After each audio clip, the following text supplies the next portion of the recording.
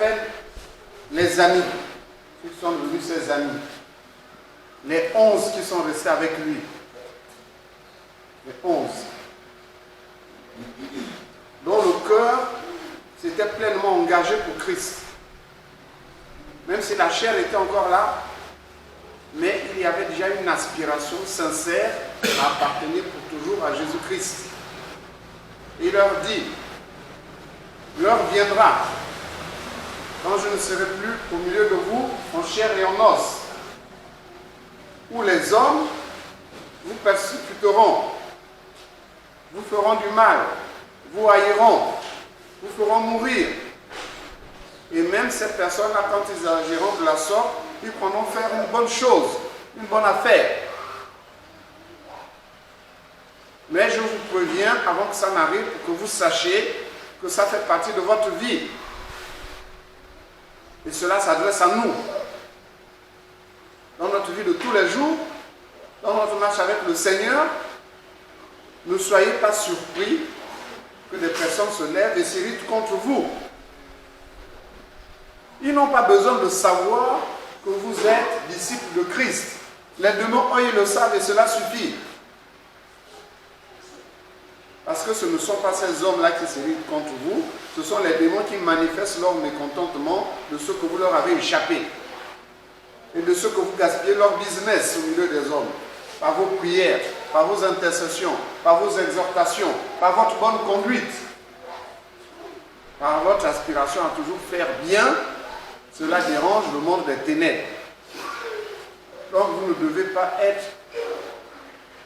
scandalisé, vous ne devez pas être choqué, mais vous devez savoir que ça, c'est le monde des ténèbres qui est en train de s'agiter, parce que je ne lui appartiens plus, parce que je suis en train de détruire ses œuvres. Donc ça doit être calé dans notre cœur, dans notre marche de tous les jours. Ça fait partie de notre marche. Que les gens s'irritent contre nous. Si les gens ne s'irritaient pas contre nous et nous accueillaient systématiquement, ça veut dire que nous appartenons encore au monde. Parce que le monde ne rejette pas ce qui est à lui, mais le monde rejette ce qui n'est plus à lui. Et le Seigneur ajoute, moi, en ce qui me concerne, c'est parce qu'ils ne m'ont pas connu, c'est-à-dire ils n'ont pas connu ma nature, qu'est-ce qui m'anime, et comme ils ne m'ont pas connu, ils ne peuvent pas connaître aussi le Père qui m'a envoyé. Parce que c'est à travers moi qu'on le connaît. De même, les hommes, pour une large majorité, ne connaissent pas Jésus-Christ. Ils ne connaissent pas l'espérance qui est en vous. Ils ne connaissent pas la foi qui est en vous. Ils ne savent pas pourquoi vous êtes tout le temps restauré, vous êtes tout le temps debout, alors que les autres s'écroulent. Ils ne savent pas. Parce qu'ils n'ont pas connu Christ. Même s'ils ont entendu le nom de Jésus-Christ, tout le monde le prononce. Ce n'est pas ça connaître Jésus-Christ. Connaître Jésus-Christ, c'est une relation personnelle entre Christ et toi. C'est une relation personnelle. Ce n'est pas une simple conviction. C'est une relation personnelle au-dedans de ton cœur où le Saint-Esprit déclare que tu es fils de Dieu. Et tu ne peux pas être fils de Dieu sans appartenir à Jésus-Christ. L'un ne va pas sans l'autre. Et cette réalité, c'est ce que le Seigneur appelait, vous connaissez la vérité et la vérité vous affranchira. C'est cette connaissance au-dedans du cœur que le Seigneur appelle la vérité. C'est la vie de Christ au-dedans de toi. Si la vie de Christ n'est pas encore au-dedans de toi, tu ne connais pas la vérité et tu es encore esclave du monde des ténèbres. Mais l'objectif de toute personne qui aspire à devenir disciple de Christ, c'est d'avoir au-dedans de soi la vie de Jésus-Christ. Il y en a qui reçoivent le Saint-Esprit, mais la vie de Jésus-Christ est comme éteinte, inactive, morte en quelque sorte. Et le Saint-Esprit en eux rendu comme inutile, parce qu'ils passent leur vie à donner l'importance à leur propre cœur et à négliger la vie de Christ au-dedans d'eux. Le Saint-Esprit aussi croise les bras et regarde. Il n'agit pas, puisqu'il n'est pas autorisé d'agir. Il n'agit pas de force. Il n'agit que si vous l'autorisez d'agir dans votre cœur. Vous lui donnez de l'importance. Et comment on lui donne de l'importance? En donnant l'importance à la parole de Dieu. C'est là que le Saint-Esprit se reconnaît puisqu'il est dans cette parole-là. Il n'est pas hors de la parole de Dieu, il est toujours dans la parole de Dieu. Il le donne dans nos cœurs. Mais comme les hommes n'ont pas reçu la vie de Christ, ils ne peuvent pas savoir quelle est l'espérance qui est en vous. Mais les démons savent et ça les dérange. Continue la lecture. Je vous ai dit ces choses afin que, lorsque l'heure sera venue, vous vous souveniez que je vous les ai dites. Je ne vous en ai pas parlé dès le commencement, parce que j'étais avec vous. Maintenant, je m'en vais vers celui qui m'a envoyé. Et aucun de vous ne me demande où vas-tu. Mais, parce que je vous ai dit ces choses, la tristesse a rempli votre cœur. Cependant, je vous ai dit la vérité. Il vous est avantageux que je m'en aille, car si je ne m'en vais pas, le consolateur ne viendra pas vers vous. Mais si je m'en vais, je vous l'enverrai. On va d'abord s'arrêter là. Donc le Seigneur, quand il a commencé à parler aux disciples de son départ, de sa mort en réalité, les disciples ont commencé à éprouver de la tristesse. Dans leur cœur, ils se disaient, une aussi belle aventure va se terminer aussi brutalement. Comment c'est possible? Maintenant, nous allons partir.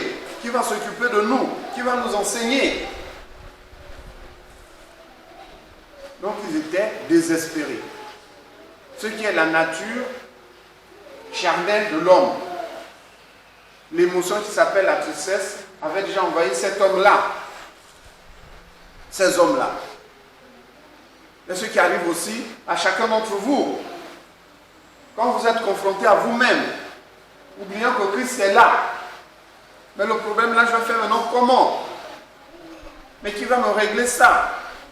Mais où vais-je trouver les moyens? Et le problème devient une montagne au-dessus de toi, devient ton Dieu. Puisqu'il domine sur toi et sur ta vie. Nous sommes semblables à ces disciples-là à ce moment. Christ n'est plus là, comment on va faire? Mais Christ est là toujours. Puisqu'il a dit, je ne vous laisserai jamais seul. Mais comme ils ne réalisaient pas ça encore, leur cœur était troublé et attristé. Mais le Seigneur va les rassurer. Ne vous en faites pas, je m'en vais. Mais c'est pour votre intérêt. Pourquoi? Parce que je vais vous donner ma vie. Je vais vous la donner. Pour l'instant, elle est en moi tout seul. Vous bénéficiez simplement des avantages d'être à côté de moi. C'est tout. Mais la vie de Christ est en moi, elle n'est pas encore en vous. Vous avez simplement entendu la parole qui a lavé votre cœur. Le cœur est déjà bien disposé. Mais ma vie est encore en moi. Mais si je m'en vais, je vais maintenant vous envoyer ce que le Seigneur appelle le consolateur, le Saint-Esprit en réalité. Je vais vous envoyer ma vie. Ce qui veut dire que pour nous qui avons déjà reçu cette vie et qui nous exerçons à marcher par cette vie-là, nous ne devons plus laisser la tristesse accabler nos cœurs. Quelle que soit la situation, nous y reviendrons dans quelques jours, quelle que soit la situation, la tristesse ne doit plus déborder en nous. Parce que chaque fois que la tristesse déborde dans le cœur d'un enfant de Dieu, il est en train de consommer à grande bouchée la nourriture que les démons lui donnent à cet instant-là. La tristesse là, au-dedans de vous, vous consommez de la nourriture invisible venant du monde des ténèbres qui commence à inonder votre cœur. Mais nous reviendrons sur cet enseignement. Normalement, nous ne devons plus nous sentir comme séparés de Jésus-Christ, comme s'il n'était plus là, comme s'il était absent. Parce que ceux qui agissent de la sorte, après ils finissent par invoquer Christ.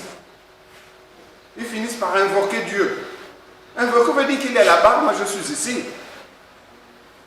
Et je l'attire en moi. C'est ça invoquer. Mais il ne doit plus être ainsi pour nous, qui entendons ces choses-là. Avant, peut-être que dans l'ignorance, on le faisait, mais maintenant que le Seigneur nous révèle ces choses, nous ne devons plus faire comme ça.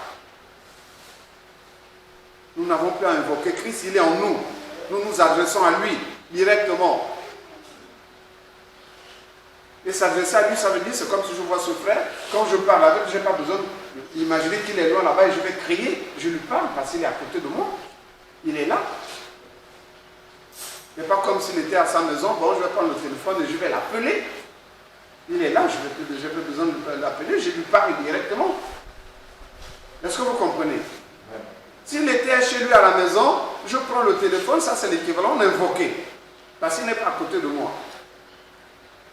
Mais s'il est à côté de moi, je n'ai même plus besoin de mes frères et Ernest. Non, je lui parle directement, je n'ai même plus besoin d'interpeller par son nom, puisque c'est à lui que je m'adresse.